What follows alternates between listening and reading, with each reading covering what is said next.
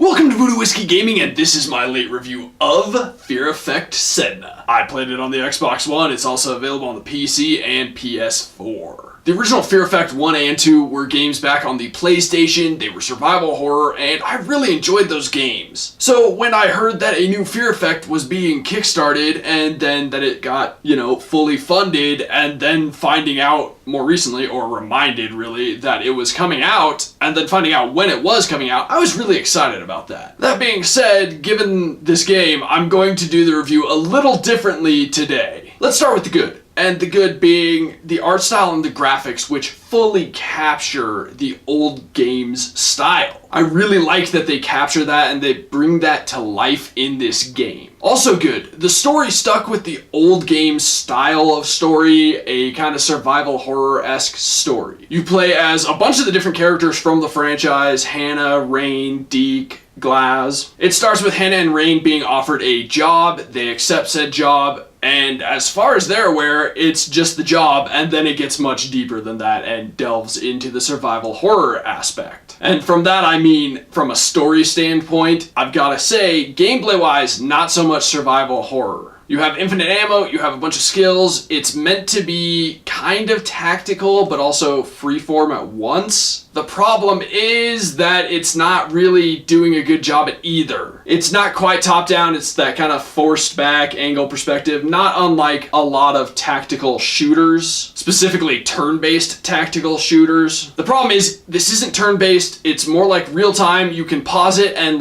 tell your people to go do things, but while they're doing things, the enemy is doing things, and therefore it can interrupt your plan that you were trying to do by going into tactical mode. It's not a game that holds your hand, and that's a problem because, well, you don't know what you're doing 90% of the time. And that applies to all sorts of aspects of this game, and that's a problem because, not unlike every other survival horror game, there's a ton of puzzles. And the problem is, every puzzle in this game is different, and some of them have clues that are good and useful, and some of them don't. And that's a problem because every puzzle being new, you don't know exactly what you're doing. And since there's no guide of any sort in the game, you're often bashing your face against a wall, essentially. The only good thing about dealing with the puzzles and a lot of the gunfights is this game autosaves frequently and it reloads fairly quickly. If you couldn't tell, we're delving into the bad of the game right now, and that includes the gameplay and the controls. For the controls, it's the fact that they're not super responsive. And when I say not super responsive, I mean very not responsive at times. Trying to dodge, trying to shoot, they don't react quickly. Trying to dodge doesn't necessarily work. It doesn't guarantee that you're not going to get damaged, because there were plenty of fights that I was in where I took a lot of damage despite the fact I was dodging. That's also a design issue. A lot of the enemies, when they melee, specifically there was a boss fight I was in, and they would melee, and I would take damage despite the fact I'd be 10 feet away from this thing. Also, the sound design, while overall it's not bad, it's actually pretty well done.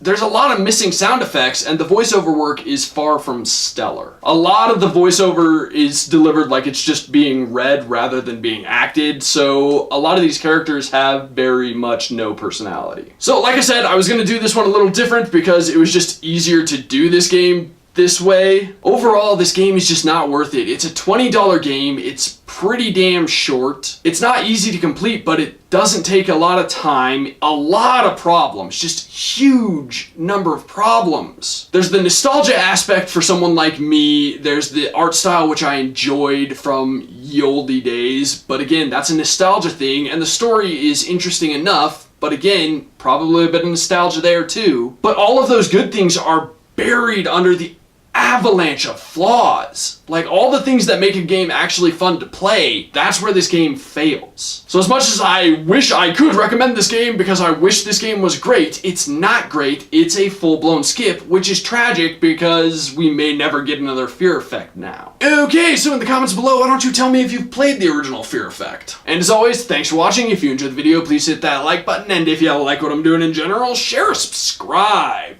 Have a good one.